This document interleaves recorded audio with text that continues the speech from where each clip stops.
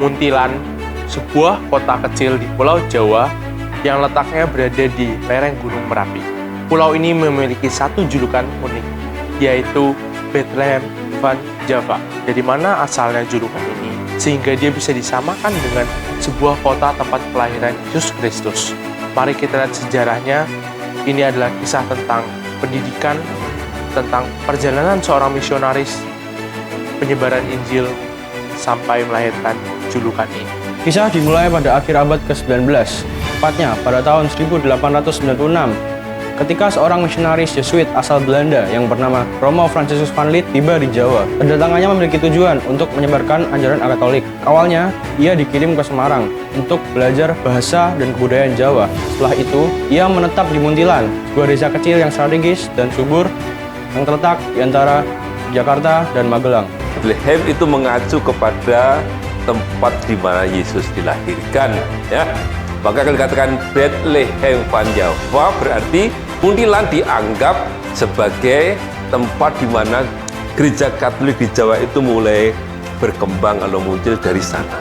Karena dari Bethlehem kemudian menyebar ke tempat-tempat lain, ya toh.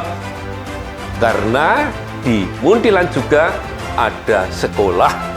Ya, ada sekolah di mana sekolah guru, tempat kemudian para guru itu kemudian juga akan menyebarkan, mengajar di tempat-tempat lain, dan mulai dari situlah gereja itu berkembang.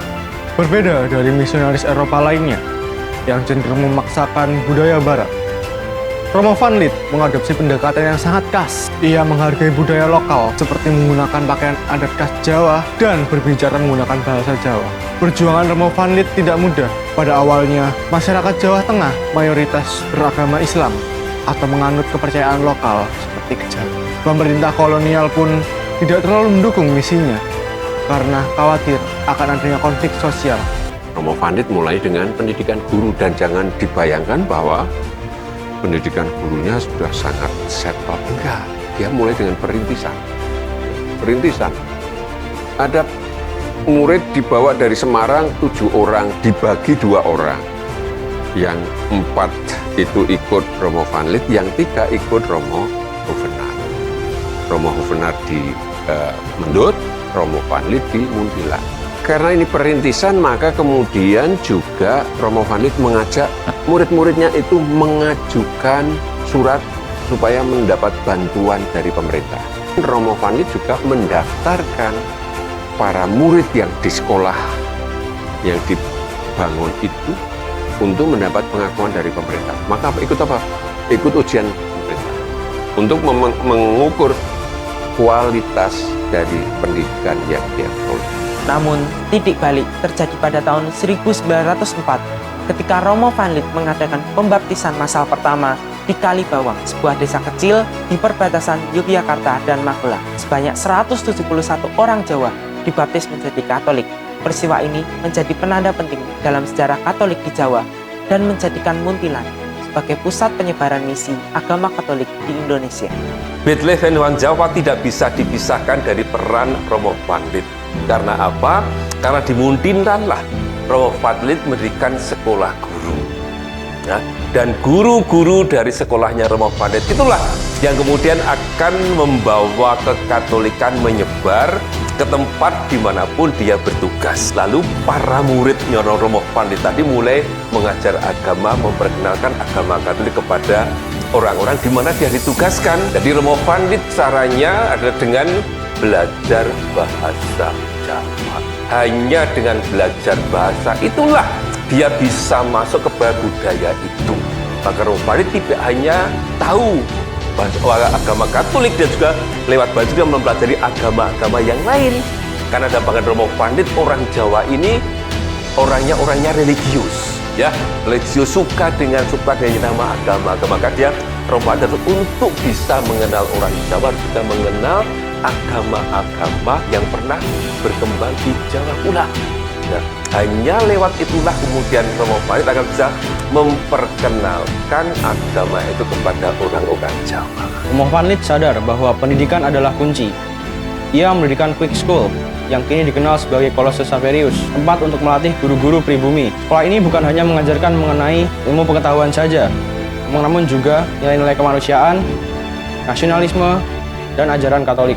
melihat dari Romo van Lith, usaha Romo van Lith, awal abad 20, beliau sudah memperlihatkan pemihaan atau membuka kelas untuk kaum pribumi, itu sudah sesuatu banget.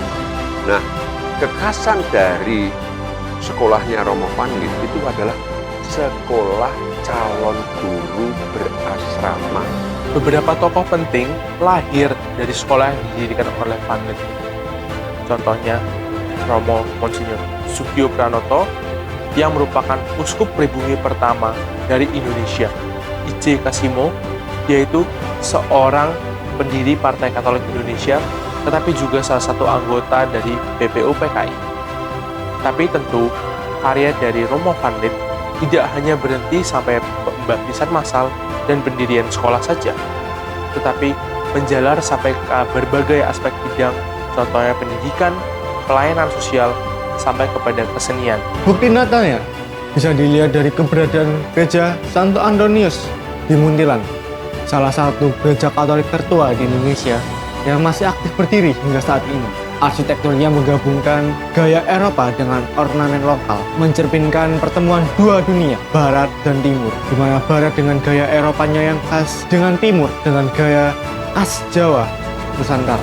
Salah satu yang menarik itu ada catatan harian pada periode zaman Jepang.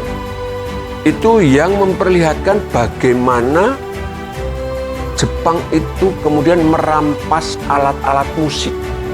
Alat-alat musik yang dijadikan latihan untuk murid-murid di Muntilan itu. Di Muntilan itu lahir murid yang namanya Cornelis Simanjuntak yang menulis lagu Majuta Gentar. Juga lahir seorang W.Y.S. Purwodarminto yang menulis Kamus Bahasa Indonesia. Dari Van Lith itu juga terlahir yang namanya Harjo Subroto, yang kemudian dia merintis gamelan masuk di dalam gereja. Kita lihat di sana makam dengan cungkup khas itu adalah makamnya Romo van Lith.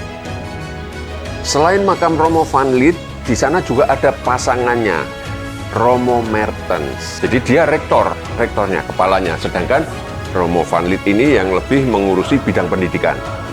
Dua itu ada. Lalu juga ada makamnya Romo Hovenaar, teman Romo van Lith. Romo van Lith berkarya di Muntilan, Romo Hovenaar berkarya di Mendut. Tetapi juga ada makamnya Romo Sanjoyo dan Frater Herman Bowen. Romo Sanjoyo adalah korban pembunuhan. Tahun berapa?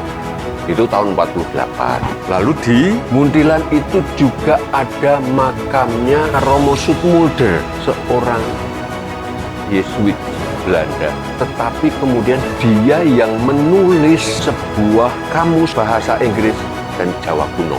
Sebutan Bethlehem Van Java bukan hanya soal agama, melainkan sebagai identitas dan perjumpaan lintas budaya. Di kota kecil ini, nilai-nilai Kristiani dihidupi dengan rasa dan jiwa Jawa yang menjadikannya sebagai pusat inkulturasi agama Katolik yang unik di Asia, seperti iringan gamelan yang digunakan saat misa, wayang wahyu yang mengajarkan tentang nilai-nilai Kristiani dalam bentuk pewayangan, ataupun lagu-lagu rohani Katolik yang menjadi ciri khas komunitas Katolik Jawa karena adanya penuburan antara agama Katolik dan juga nilai-nilai tradisi Jawa, menjadikan Muntilan dikenal dengan Bethlehem Van Java.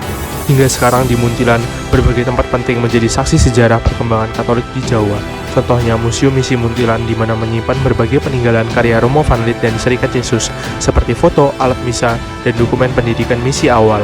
Tidak jauh dari sana, ada juga Gua Maria Sendang Solo yang menjadi tempat ziarah yang tenang di Sungai Progo di mana memadukan suasana alam, budaya Jawa, dan iman Katolik melalui Gua Maria, Jalan Salib, dan kapel sederhana. Tempat ini juga merupakan tempat pembaptisan massal pada era Romo van Lith saat itu. Sementara itu, ada pula kompleks Bruderan dan Biara Serikat Yesus SD yang masih berfungsi sebagai tempat tinggal para imam dan bruder Yesuit, sekaligus pusat gerak-gerak dan pembinaan rohani, melanjutkan semangat pewartaan yang telah dimulai sejak akhir abad ke-19. Kini, sudah lebih dari sahabat sejak kedatangan Romo van Lith. Namun, Muntilan masih saja tetap menjadi simbol toleransi dan keberagaman. Saat kita mendengar nama Bethlehem Van Java, itu bukan hanya sekedar julukan. Itu adalah pengorbanan dari panjangnya perjalanan iman, perjuangan pendidikan, serta semangat hidup dalam keberagaman.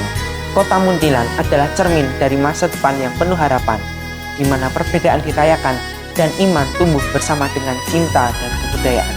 Kita telah mengetahui bagaimana Muntilan dikenal dengan istilah Bethlehem Van Java, dengan agama Katolik yang datang ke Jawa dan melebur dengan tradisi atau budaya di Jawa. Karya, misi-misi, dan pelayanan yang diberikan oleh Romo Van Lith dan tokoh-tokoh yang berperan tentunya akan sangat berpengaruh terhadap generasi muda untuk semakin berkembang dan berkarakter. Warisan dari Bethlehem Van Java akan terus dikenang oleh masyarakat hingga saat ini.